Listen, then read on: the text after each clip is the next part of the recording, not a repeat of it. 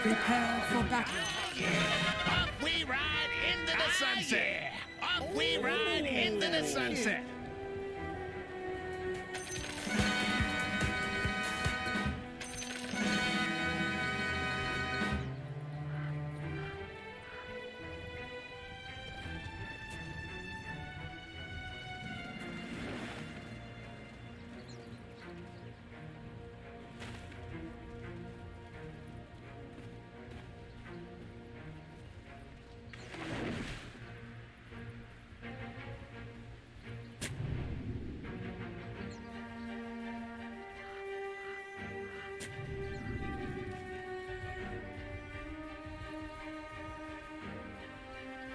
Thirty seconds to battle.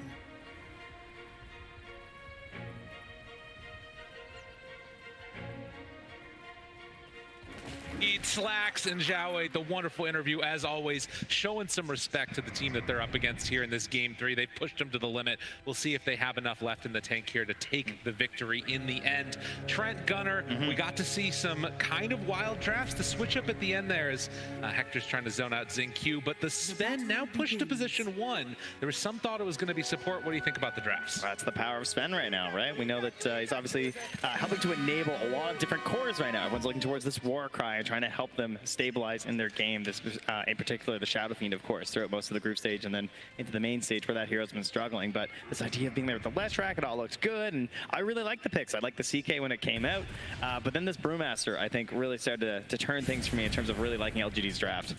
I think this tournament right now is kind of the tournament of the melee position 4s. Spear Breaker picked up now. It was really successful when Boxy played it. 9 played it mid as well. The Marcy, just the Sven, right, too? A lot of these people are picking just some harass. Yeah, just some harass there. Yeah, like you said, Boxy made a huge performance on it the other day as well. And I just think it's really cool that you can just pick Sven, and the entire draft you're dealing with the support Sven. You know, it's a stun and it's armor. That's all it is. We can pick Chaos Knight. He doesn't really care about that armor. He'll still kill heroes and then turn it to a core. And top, Bomb is getting very pressured. Oh, down low. A couple more punches from Whisper. 8 stacks, and it's enough. Whisper brings it down. First blood going to the bat. Again, 2 heroes that right now Beastcoast have picked that have had terrible win rates. The Bat Rider, obviously, throughout the entire tournament, and then the Shadow Fiend at the main event has also looked really, really rough, but it's still something they feel like is going to work for them here. I know, I did this in school. When you multiply 2 negatives, turns into a positive. I like that. See if it works here for them. They needed a lot of damage. You were saying burst damage as well from their last pick for Beast Coast. The Lena Band is really nice by LGD, but they take Shadow Fiend. I wouldn't be surprised if Krisak goes for the Arcane Blink build this game. He plays a lot off of bursting heroes because there's a lot of sustain on the side of LGD. They have the IO, they have the Bloodstone coming out at some point for Leshrac. Ame's going to get a BKB. It's just going to be very tanky, so I actually thought everything was looking so good for Beast Coast throughout the draft. I felt like they really had an advantage and everything, but then when the Brewmaster came out and you start to look at the burst damage that was available, they really needed a lot of this last pick, and it's going to be tough. Like, to me, if they don't get that blow up on Faith Beyond at the start of this fight, it's just going to be so hard because you assume they're going to commit a lot of damage to him, and then, you know, he gets the ulti off. Now that damage has all been wasted, and you instantly have lost all the momentum in the engagement. And just the spells that the Brew has in this game, they're so effective as well. The spell magic is going to be amazing with the Bat Rider, and then of course also the CK. Going to be really tough, and then the other one, the sidekick. Yeah. All those things paired together, it's just an incredible Brew game. We'll see. Generally, the double melee offlane can be a little scary, but I think they should be fine. They're also against the double melee safe lane, so a lot of hitting heroes is going to occur in the bot lane, and some pressure on XinQ bot. This is the all melee lane. You kind of just keep hitting each other, and everyone's at some point someone's going to die. Yeah, you're just like, you know, everyone's quickly doing some math there. You know what's interesting though is that each of these previous games we've seen The LGD squad come out ahead in terms of the laning stage, and right now it's looking pretty good for Beastcoast. In fact, with another jump through, this is going to be Ame under fire and dead in the top lane again. So Whisper, he has made this hero look good. He's doing it again in this elimination match. I mean, if there's one thing you want to do, right, there's a couple of heroes here that when you're really feeling yourselves with these players, this is who they want. He's stuck. Right? The creep. Whisper. Oh, No. Whisper dropping low, but not quite dead.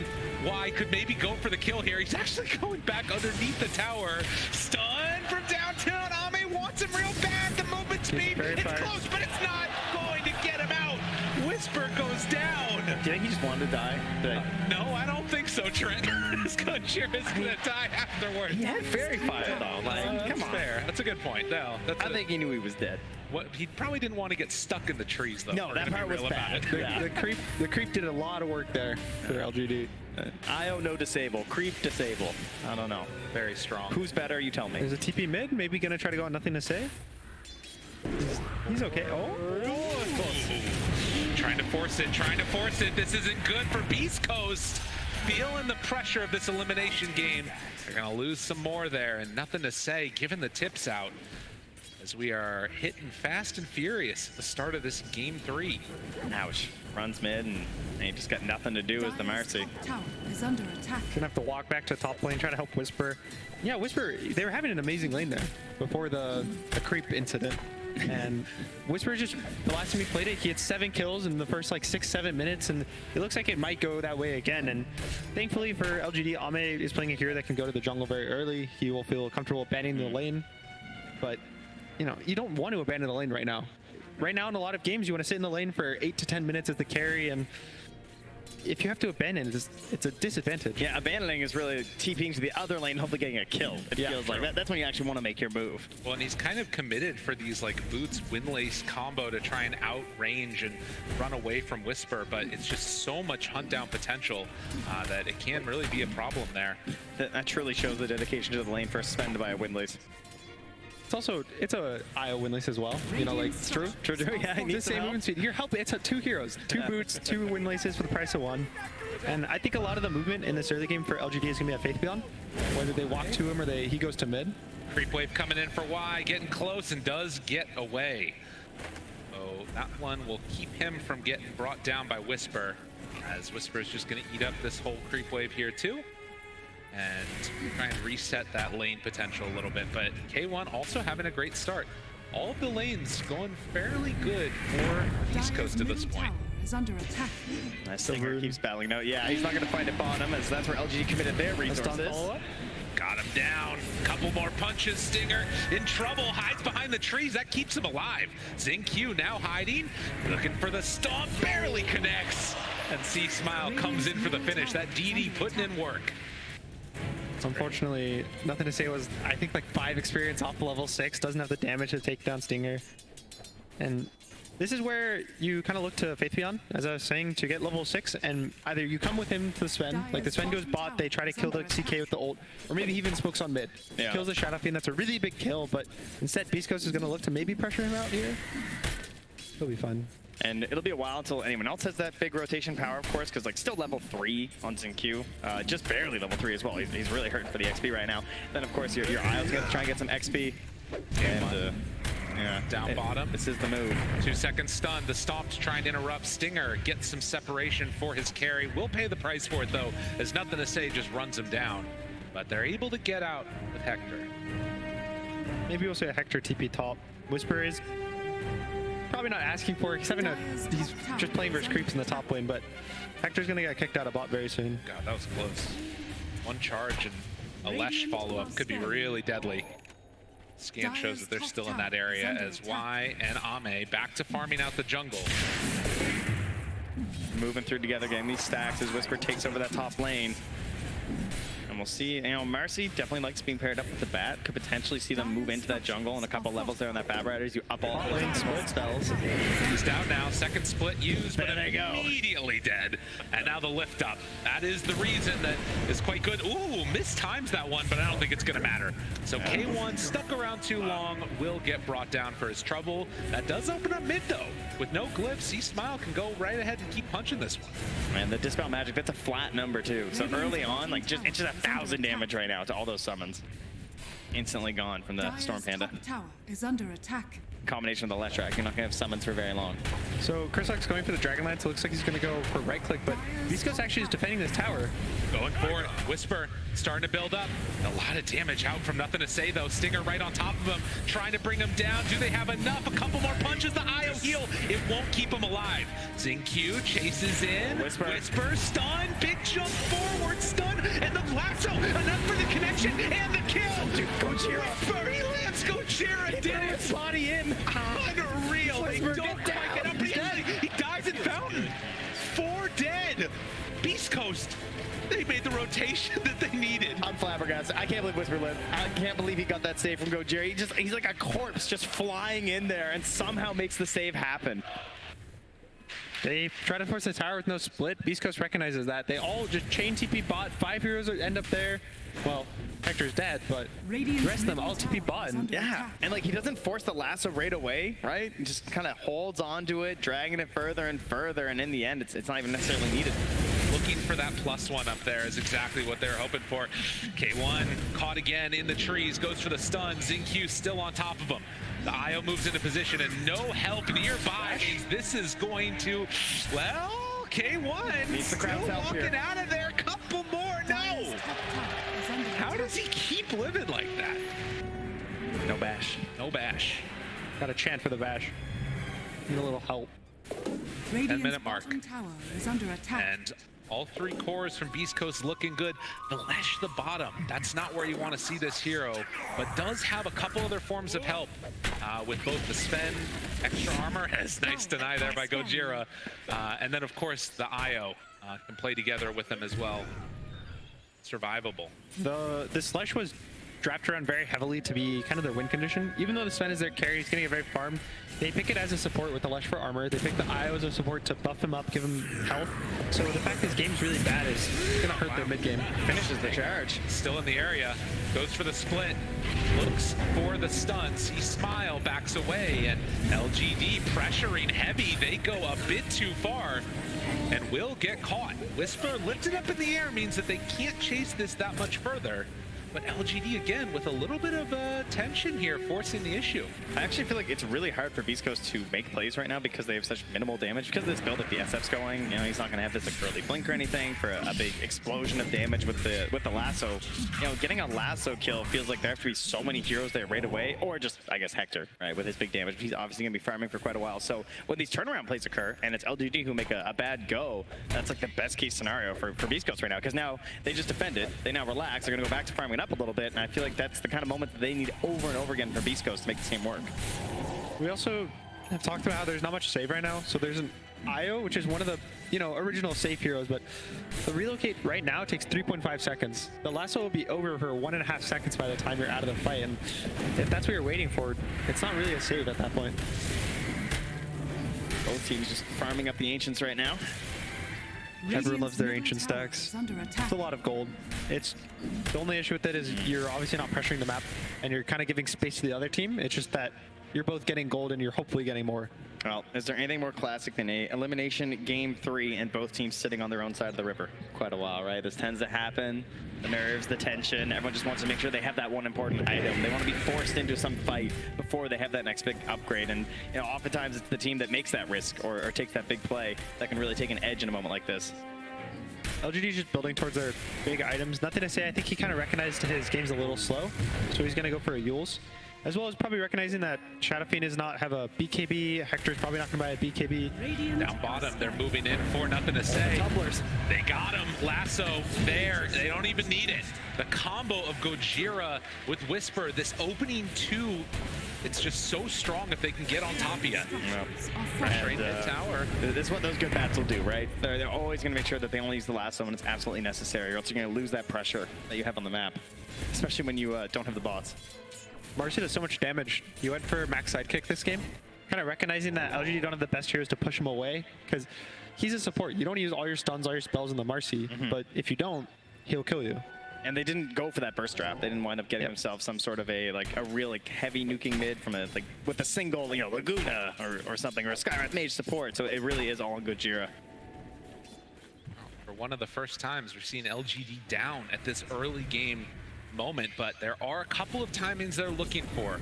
They just finished that Wraith Pack on the Brewmaster, going to be incredibly helpful for them to sort of control these fights as Whisper heads away through the jungle. It is under a ward. He just walked through the river there, so they kind of know that he's running into this territory. That's why they're backing away now with Whisper and Gojira. So how do we take down a Wraith Pack in this game if you're a Beastcoast? Get yourself a Marcy. The Marcy ult. Yeah, Marcy's going to try the best to get it. Whisper is finishing Blink, so the Blink lasso, big threat. Probably any hero dies who gets lassoed. I don't think there's much save for LGD outside of being able to split and purge all the sticky napalms off fast enough, and even that's kind of a big ask. I still think Faith Beyond's going to be hard to bring down, though. It's true. 1500 HP? I don't know. I mean, it depends on the position, obviously. We'll keep our eyes on it, what ends up happening here, but a charge going to be canceled, Q through, as the mid-tier 1 tower is going to fall. Eul Scepter completed on the Lesh. When they come together and they group up as 5, that LGD lineup is incredibly hard to break into. So Sven's still top of the net worth. His game's really good as well. When you have an IO partner, the IO saps a lot of XP. He's always tethered. So the fact that he's having such a good game, he's almost the same level as Hector, but it means that IO's level 8. Yeah. Why is having a great game? He's also maybe getting a last hit or two here, closing in on the mech. So just a lot of sustain and experience going to the IO based on this pair. And that's where it's really kind of on the CK, I guess, right? To try and get that split up. That's a bit of a classic, the CK versus the IO. You can get like that grab if they commit into the fight and you're not the main target. You pull them, you blow up the IO as fast as you can. Because if you don't get that blow up on the IO and the mech pops, then Sven just has too much HP. Nothing to say. Invis, they spot Stinger, able to break that charge. Nice rebound. Good rebound in. They get the ulti immediately. The fear, but Faith Beyond interrupted. It's not enough. He's going to get the split off. K1 separated from the rest of his team. He's trying to survive, get a kill, but it's not going to happen. Gojira now chased, now pummeled, and Ame there to clean up. So LGD win that fight in the mid with the split. Can they find anybody else? Doesn't quite look like it. Nothing to say. Eul Scepter lift up, and in fact, they do. Okay, the chase, the continue, and Stinger, he's gone. It looks so good. The very start of the fight, the lasso into Requiem with the splitter. It looked like he was going to be a 3-man Earth splitter, but the Wraith Pack makes him survive. He gets a split off. He's Faith Beyond is tanky, and once you commit all your big ultimates and they get a split off, you kind of run out of juice. Whisper, if he sticks around too long, this is going to be another dead hero. Blinks in, and guess who's there? Yeah. Nothing to say, spots him immediately. Nowhere left to go. The relocate forward, and Beastcoast, they're going to lose their offlaner. LGD keeping this one going. I love that play too by bringing Faith Beyond as well. Instead of having to grab Ame, so he's still able to like push out that bottom lane right now. He feels safe on this part of the map, and having that vision in combination with the Euls is really cool because sometimes it can feel like a little bit bad, I would say, on current left track to buy Euls, but knowing that you can't get fogged by any situation because of the charge is really helpful. It's also just that Watson's such a good item that it's hard to take value in buying the Euls or buying a Kaya early just because of how good it is, but especially in this game, I think he recognized that there's so much burst damage that he just needs to catch. His Spirit Breaker doesn't have an amazing catch, his IO's no catch, the Brewmaster has little to no catch. And it's a very slow catch. Yeah, relying on your carry to always have to catch is a lot of pressure on him, especially when he needs to be the hero who's top of the net worth, always farming, shows up late to the fight, so kind of recognizing, I think as well, generally with Lesh IO, the IO supplements you. He gives you health, gives you mana, so you're able to buy catch and feel good just because of the IO. Ame does still want to help with the catch though. He buys a blink. Faith Beyond also finishing up a blink right now, so the catch is very real from LGD. And the question is, are they going to be the cats and the mice are here upon I'll find out. Beastcoast? Because Beastcoast, they got dogs in the seats. That's true. So it's pretty good against There's a DD and BKB on Chris Luck on the Shadow Fiend, level 13. I mean, they want to fight right now in LGD. If they take this poorly, this could go completely wrong, but it's starting off pretty good. Stinger there, stun onto 2, the rebound forward, pulls him in, tries to make this work. They get the charge, connecting on the Stinger with Marcy dead. Things get weird. The lift up on the Shadow Fiend. Damage. This is looking pretty good, but when he comes back down, he's got BKB ready. See Smile turns, ready to punch the lasso there. They got nothing to say. He's gone. Can they find any more? Hector, stun, Ame tries to run away. Good blink out. So with that, the disengage gets LGD out. This is looking a lot more like game 1 in terms of the fight starts in one spot and it just kind of spreads everywhere. Like people are going every which direction. We got all kinds of mobility. Looking like the rapid transit here. Singapore also very efficient, moving around as fast as you really need to go. The DD rune just was too much damage for nothing to say. I think he either was out of the Warcry range or it expired, so that's kind of his physical protection right now. He has Yules, he doesn't have much health. The IO is also playing with the Sven for most of the fight, so he's not really getting this help that he needs, especially with how the game's playing out. Lions had a great save on ZQ as well there too. Saw him in the fight. He got a little bit deep on the Spirit Breaker, but he managed to jump on in. And part of that was that, again, the illusions got purged instantly. From There's no BKB. Will Scepter in some trouble, tries to turn, tries to get him out. Requiem of Souls going to get some separation, and K1 comes in, wants to clean up. No ulti available, he's dead. Now ZQ looking for a bash, not able to find it. No bash, but they do get the stun. Stinger, the stun! Oh, Stinger! You saved his life! ZQ brought down!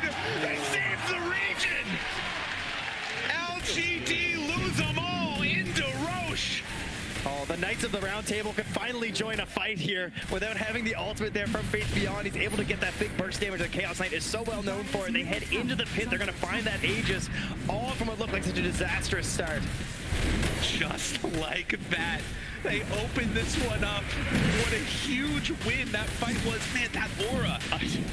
And Stinger was struggling for this game, right? I feel like, you know, the best thing he'd been doing so far, I feel like, was getting initiated on first, and then he hits a save like that. It looks so scary. Crystalk has no BKB. You think he can just get bursted here, but a nice jump kind of slows the damage down from nothing to say. Even pulls him back so he can't follow up.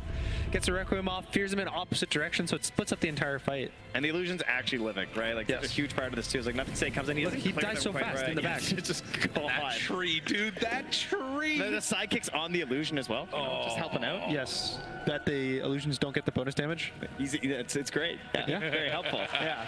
Look at him. So he's like, don't worry, guys, I got this. Just baiting, just baiting. This is where it's scary about maybe Ame's build, maybe Nothing to Say's build. They don't have BKBs. Versus Shadow Fiend, versus Bat, versus Elder Titan. There's so many different spells that can clip you and kind of kite you at the fight that now it's kind of a question of, do we have to wait for these BKBs? And every time you ask yourself, do we need to wait for BKBs? The game feels very stressful.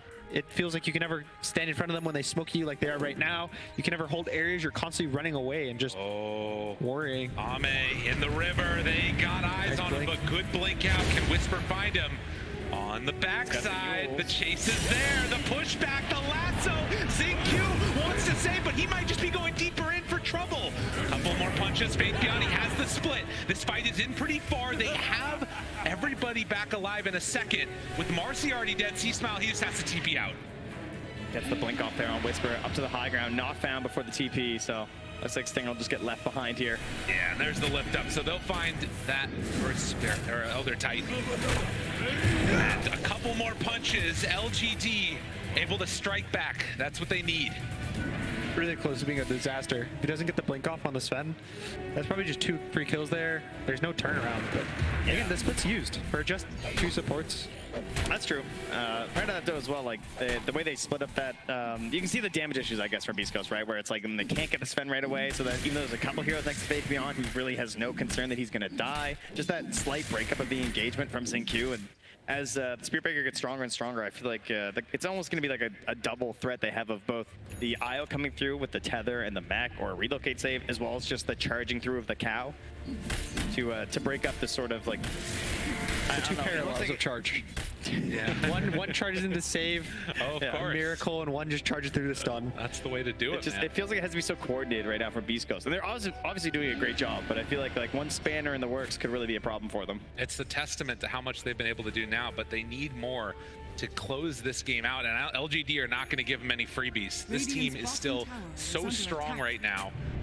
And particularly if that Lesh is able to just run through the rest of them, you can get one of those Dispel Magics on the CK illusions.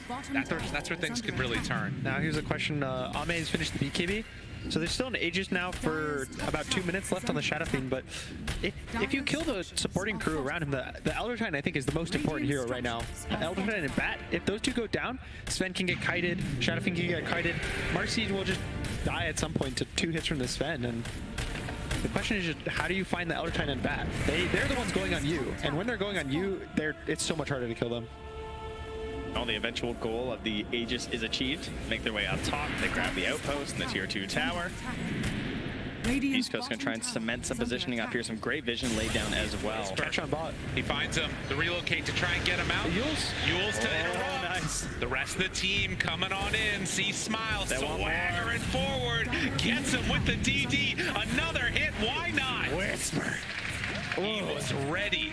You saw how close it was. For nothing to say Yules, it looked almost the exact same time on both of the Yules. And if he gets it off first, then the IO gets the reload off. They both get out safely. And, well, maybe not the IO gets out safely, but nothing to say he gets out safely. And it's not as bad. The last would be on cooldown. 18 to 13.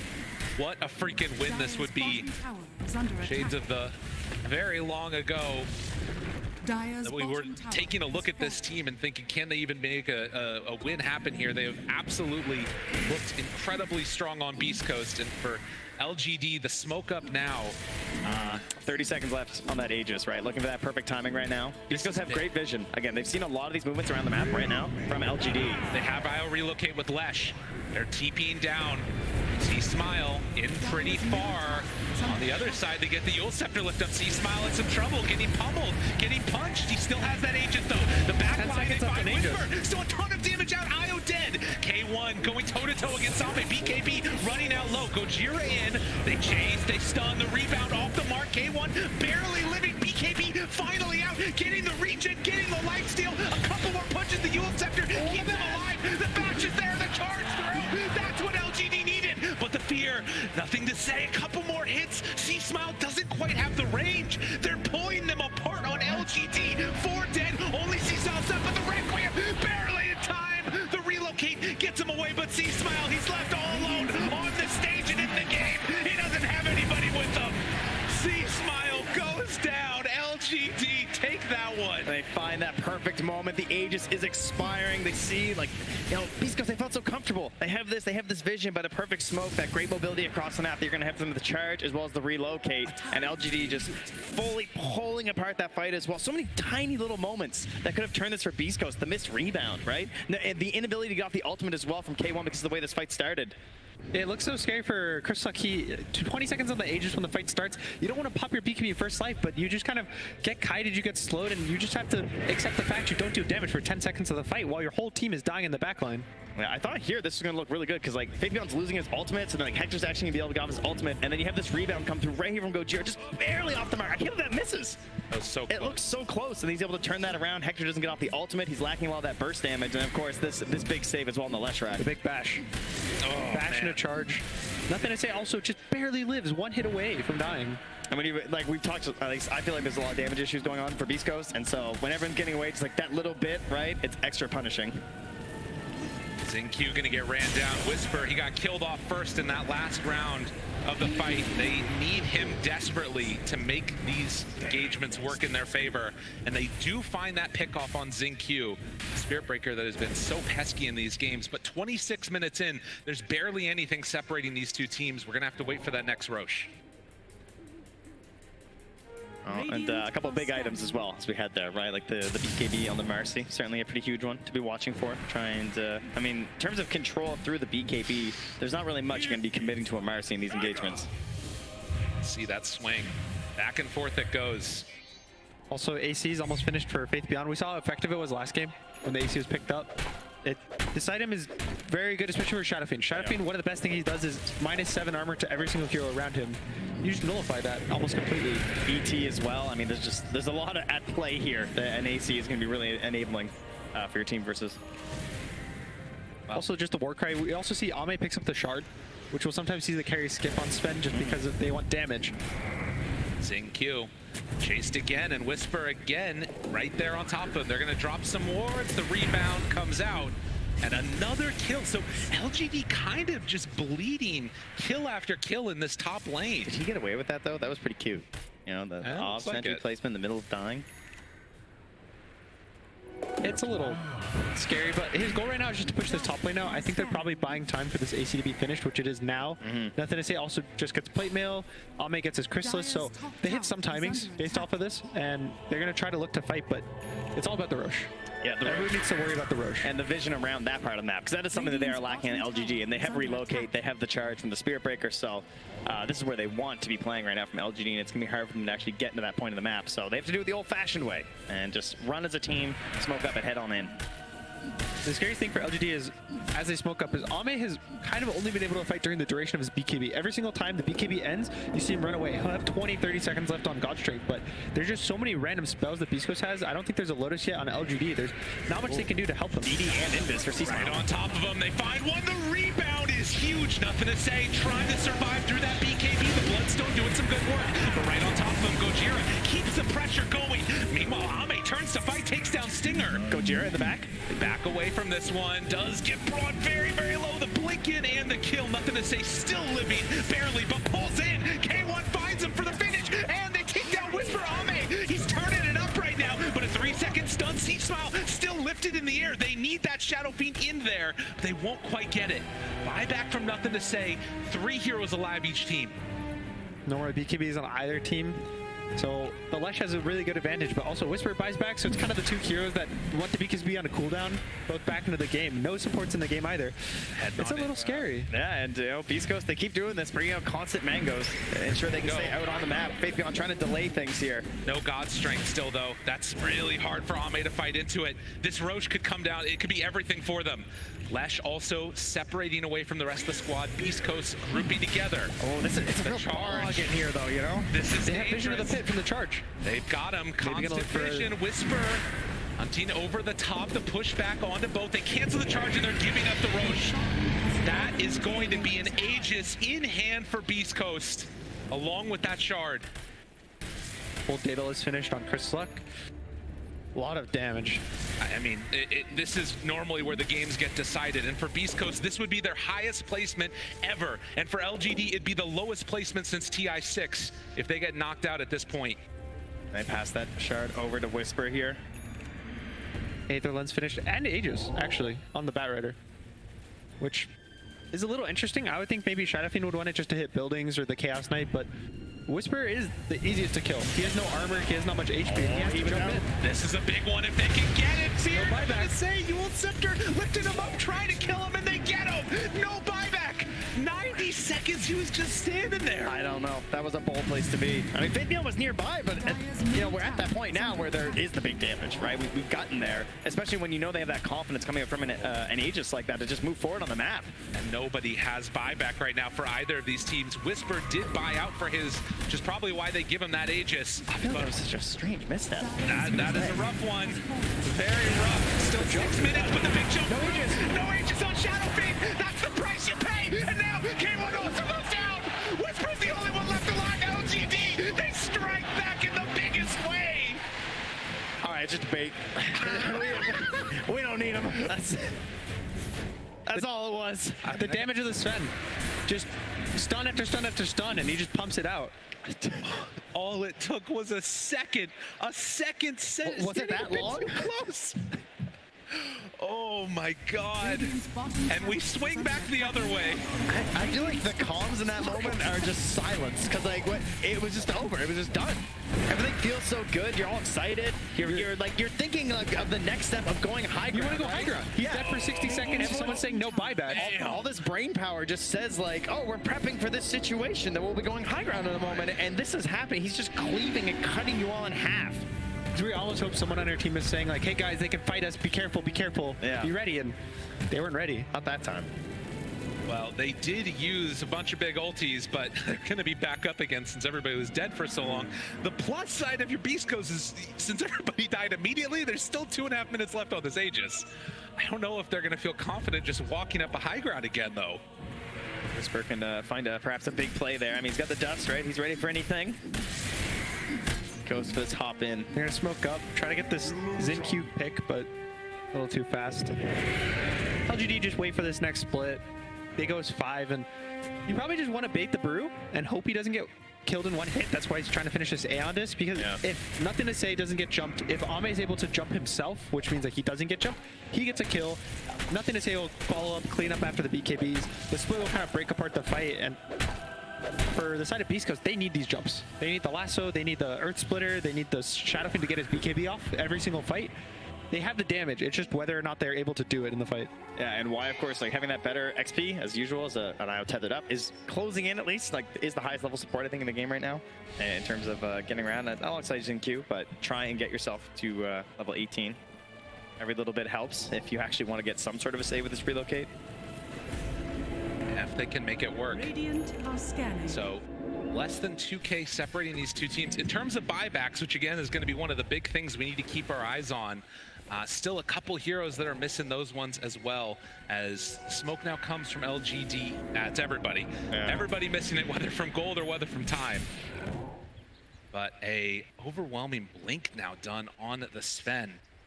So more ways, I mean, Ame this game has absolutely been able to pull this back into their favor. He's been doing everything for them. Got another 10 armor from the level 20 talent, so even just tankier on every single hero on LGD and kind of closing in on the 25.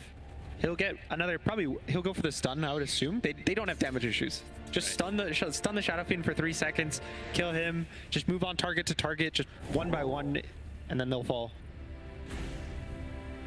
Shadow Fiend in the meantime trying to get into a butterfly now, which would be a huge win for them as well. How many smokes they've stacked up over there on LGD, huh? I've seen a lot of them. Another one popped out right now. On the side of Beastcoast, this fight, catch the brew, kill the brew. He has an Andis, but if you can somehow either force the split, completely kite the fight out. Well, they are not forwarding the forcing the fight out. In fact, it's going to be the other way around. LGD pushing to the other side. They missed everything. Okay, Aegis still a couple of seconds, 8 seconds left actually. Did they kill him in time? They do. So Aegis going to come back in just a moment. Trying to back away, but see Smile, he's dead. Dead for 80. No buyback at all. Stinger also in trouble. Gonna get dropped.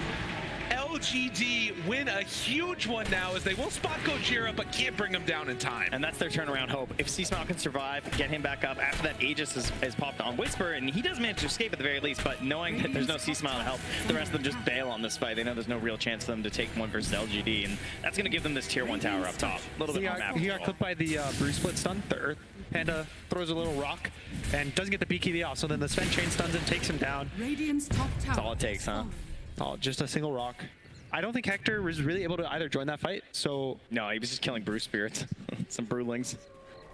it's looking a little hard, but They're hunting right now, trying to find a quick pick. This is kind of crazy. Thought about it. I am not sure. Beastcoast, very bold running in with a lot of their heroes dead. I mean, this trio can kill someone instantly. Hector pops it, push back onto everybody. The charge comes through. It's a lot of contain. Another Hector, nothing to say. Down low, gets pulled back in. Do they have the damage? The lasso, everything trying to kill him, but nothing to say. You ain't taking down this man. Ame's just there. He's just kind of like sauntering in, you know, the music's playing, it's the boss sound, the bass is thumping, and they want more. They keep going. They keep finding him off the back of Xingqiu's Spirit Breaker. The last couple of minutes, it's all falling apart. And LGD, the ones that rock the boat. and it all started with the nothing to say dieback in the mid lane. Just a still ball, just a bait on the tier 2 mid, just kill after kill. LGD hits all their timings. They keep getting stuns, and the cores are not able to actually like survive the stuns. They have no save on Beastcoast. There's so many different stun ways for them to play the fight out that it just looks really hard for them to take a team fight. They're gonna head up to high ground now. At least one set of racks claimed, and they might go for more. Again, no buyback on Whisper, no buyback on K1. LGD, they do not want to be denied another year trying to make this lower bracket run work for themselves. You gotta imagine they're playing this pretty safe. There's a tier 2 up top, so you don't have to go too crazy right now, LGD. Requiem out, couple punches, catching onto one, it's not enough damage. Nothing to say, Yule Scepter, dodge away, find Gojira, kill him off, see Smile, nowhere to go. He too will fall, and LGD, the path is clear to move on. Top 6, can they finish it off? Do they go all in, or are they just gonna play it safe? It looks like they are. Actually heading up top there too. No tier 2 top, really taking no risks. Unreal. Beastcoast need a really good catch right now to extend the game out. How good it was looking for Beastcoast early to how much LGD have just wrestled back control from them. And now trying to close this out as they head up, go for the mega creeps. 40 seconds still where no C-Smile is going to be there. Nothing to say scouting. He's looking for that sneaky play, checking the tree lines of the Shivas, but Singer's way back. They keep going. Megas are theirs. And with that, LGD will retreat back, ensure that they don't give up anything, although maybe it's a fake back. They catch sight for a moment, thought about it. Still ready to run on in. Spearbreaker has the shard. In our pocket, I believe is the name. Yes. Very interesting. The cool thing is it'll kind of tank the lasso for his cores. It'll tank the Chaos Knight stun, maybe the dispose. I don't know how the interaction with that one works, but Don't worry about it. We'll just if we get there, we'll see it. So it's really nice for the cores of LGD. They're able to just sit there and hit. And if he tanks a lasso, I think the fight is really hard for Beastcoast. They really need this lasso in the Urge player. They needed it all game. And dude, it doesn't even provide the damage anymore. There's so much armor on the side of LGD. There's so much healing and sustain. Even this Wraith Pact is just kind of mitigating all this damage, and it's making the damage issues more, more impactful. It's a true team effort here on the side of LGD. It's gonna be very hard to pick off one of these little units. They're like the herd, the buffalo running together. No one left behind. I think it's been very impressive how Faith Beyond has been playing these fights. He keeps jumping in and committing his body. He knows how tanky he is. He keeps kiting it out with all the slows, and he's always the front line. And looking to end this one here. Faith Beyond, the one up front center, blinks in. BKB, nothing to say, still fine. They're going to TP out of there on one. And ZQ, are they going to be able to kill him? They jump on in. Lasso saved. Gets him away. Couple more punches, 2-second stun, but K1 can't even hunt him down. The control is there. LGD, they cover themselves perfectly. GG is called. LGD, they're moving on. They're on their feet here. The LGD fans, they love to see it. It's, again, looking a little bit worse in there. Beastcoast managed to do so much in that early game, but LGD, they hold fast. They recognize how they can do this together as a team if they just tank up, watch that big initiation play that they need there from Whisper. And despite that really strong start, it's classic LGD. I think Faith Beyond, again, as I was saying, a very impressive performance. Ame, he's the one who carries the game. He's really farmed. He's top net worth. He's destroying everybody. I think the way Faith Beyond kites the fights out and makes it hard for Beastcoast to just win the game was impressive. He's going to lead them across the stage over there to see their opponent. That's right. Giving a little bit of appreciation.